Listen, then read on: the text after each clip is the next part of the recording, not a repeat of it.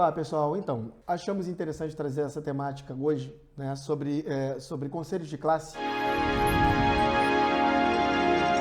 para que a gente pudesse dirimir uma situação, de uma dúvida que aconteceu há pouco aí, que foi bastante passada nas mídias, né, e questionada. Muita gente não sabia como funcionava e como que seria, como ficaria aquilo, que foi a situação de um conselho de classe, que foi o Conselho de Farmácia, tá?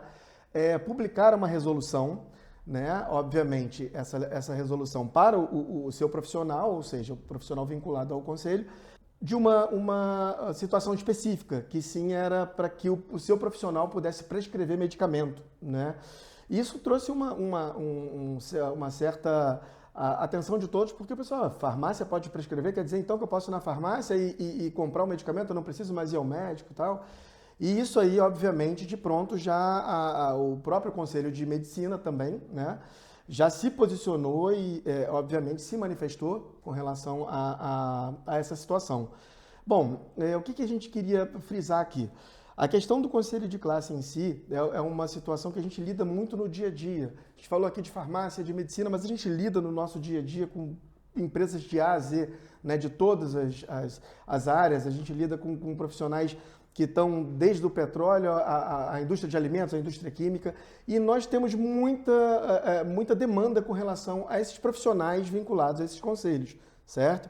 Então, o que a gente está utilizando aqui sobre farmácia e medicina, esse exemplo que veio à mídia realmente e que tem, né, eu posso até adiantar a vocês a solução, o Conselho de Classe de Medicina, no caso, o Conselho de Medicina, tomou suas providências, obviamente, judiciais para poder fazer com que esse posicionamento do Conselho de Farmácia caísse, né? Mas voltando ao que a gente fala sobre os nossos profissionais, o nicho e todo esse universo que a gente trabalha, né?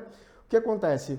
É uma dúvida frequente, o pessoal pergunta muito, os profissionais, tá? Profissionais de indústrias, profissionais técnicos de área e tal, não sabia, eu preciso contratar um profissional para atuar nesse documento, para poder fazer esse documento, tem que ser um profissional de biologia, tem que ser um profissional de química, e assim vai. Então, qual é o ponto principal aqui? Competência, né? Qual é a competência de um profissional desse, né? Até onde ele pode chegar, né? E outra, que também fica essa dúvida, o conselho de classe, ele pode legislar, né? Porque parece assim, é uma lei do conselho. Bom, o conselho não faz lei, e sim, vamos, né, aqui clareando um pouco a situação, o conselho vai fazer regra para o profissional que é vinculado a ele, né? Então, quando a gente fala assim, mas isso aí tem uma norma do conselho que obriga sim o profissional. O que é importante a gente passar aqui? Para a existência do conselho, para a existência exatamente da regulamentação de uma profissão, né, você precisa da legislação, em primeiro ponto. O que é importante a gente frisar aqui, a gente deixar afixado para que essa dúvida cada vez mais vá sendo respondida, né, vá sendo sanada. O conselho dita o que o seu profissional pode fazer? Sim, ele vai discriminar exatamente quais são as funções do seu profissional. Só que ele não pode extrapolar a competência que tem. Ou seja, quando você tem uma situação que eu separei aqui também muito interessante para passar para vocês, que é uma situação que fica bem claro exatamente o ponto que a gente quer chegar, né? Que foi a situação de uma lei federal, tá?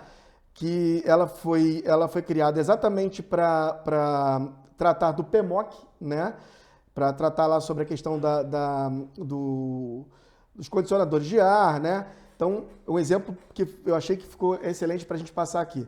A Lei 13.589, que dispõe sobre manutenção, instalação e equipamentos de sistemas de climatização e ambiente.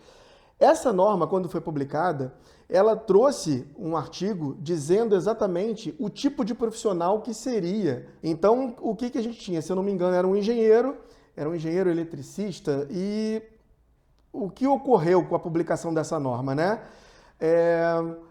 Ela é de 4 de janeiro, logo após a gente tem uma mensagem de veto, que é do próprio poder público, ou seja, essa mensagem de veto do parágrafo 2º do artigo 1º, que diz o seguinte, o plano de manutenção o texto inicial era o seguinte: o plano de manutenção, operação e controle, PMOC, deverá estar sob responsabilidade técnica de engenheiro mecânico. Veja que a norma definia que tinha que ser um engenheiro mecânico. E aí vem a questão do veto, né? E esse ponto acho que é importante a gente frisar aqui, porque esclarece todos os outros que a gente possa ter com relação a esses conflitos de competência dos profissionais.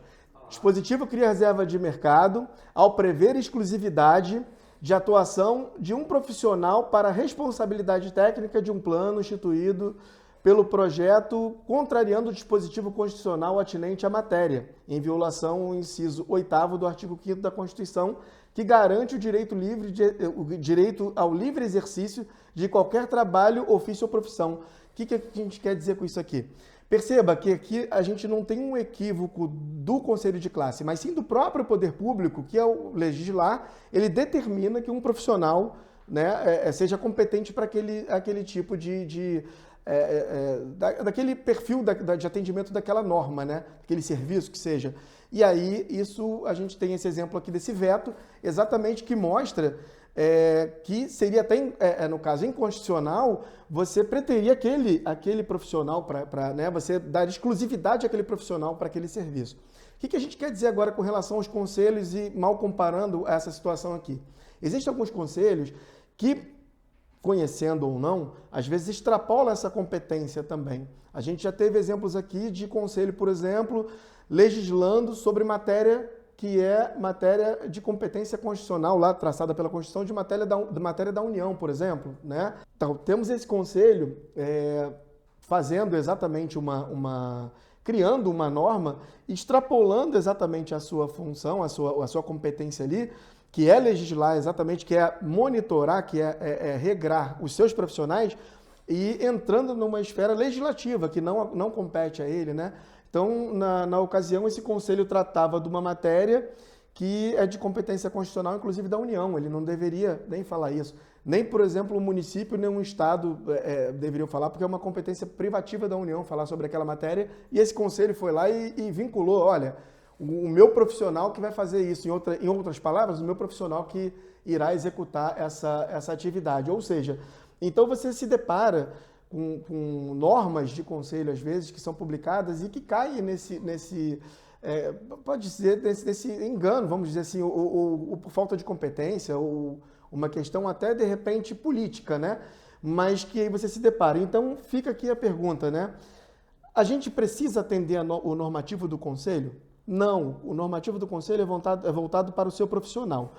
O normativo do conselho é amparado, sim, por lei. Você vai ter lá todo um processo legislativo que cria o conselho, que cria a profissão, e dali essa regulação vai para a mão do conselho. Então, quando a gente se depara com uma matéria dessa, eu acho que fica a importante mensagem, né, de que não devamos, né, tomar nenhum tipo de atitude ou ação dentro da nossa organização, né? Ponto importante para a gente fechar aqui, então, sigamos a ordem legal, né? Legislação cria o conselho faz regras para o seu profissional tem que trabalhar de acordo com a legislação e de acordo com tudo que é traçado pelo sistema jurídico brasileiro. Com relação a RT, que é o ponto que eu acho que seria legal para a gente fechar aqui, a norma diz, né, a RT, mas eu tenho que recolher RT para isso, para aquilo. Então, esse é um tipo de dúvida que a gente tira dentro do próprio normativo do conselho. Os conselhos de classe, ele tem as suas normas que exatamente definem quais são as atividades do seu profissional. Então, para você saber ou não se aquele profissional precisa de recolher, quando a gente fala RT, a gente também se pauta muito na legislação do Conselho de Engenharia, certo? Porque a anotação de responsabilidade é proveniente deles. Mas instrumentos semelhantes, né, que a gente pode dizer assim, que são também responsabilidade técnica, mas não necessariamente anotação, pode ser algum outro documento de responsabilidade técnica, mesmo formato, porém de outros conselhos, a gente também pode encontrar isso disponível no normativo de cada conselho, né? Então é isso, pessoal. Eu acho que o interessante aqui é tentar mostrar, deixar claro para todos sobre esse bate-papo, que dúvidas com relação a conselho de classe, a saber se o profissional pode atuar ou não, dúvidas se tem que recolher uma RT ou não, se aquilo que o profissional vai fazer está na legalidade ou não, é sempre bom a gente dar uma olhada na criação, nas normas que criaram esse conselho, nas competências que esse conselho tem, no perfil do profissional que está atuando e exatamente nas regras que ele dita para que esse profissional possa funcionar. É isso, gente. Muito obrigado.